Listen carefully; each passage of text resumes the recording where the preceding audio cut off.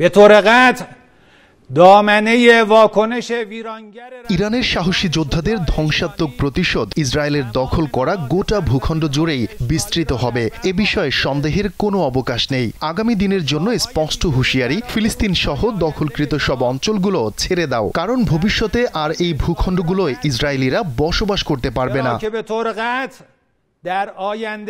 সম্প্রতি কয়েক রাত ধরে আমরা ইসরায়েলি সেনা ও নিরাপত্তা বাহিনীর গুরুত্বপূর্ণ স্থাপনায়, ডিসিশন মেকিং সেন্টার, এমনকি সামরিক কমান্ডার ও বিজ্ঞানীদের আবাসস্থলেও একাধিক সফল হামলা চালিয়েছি।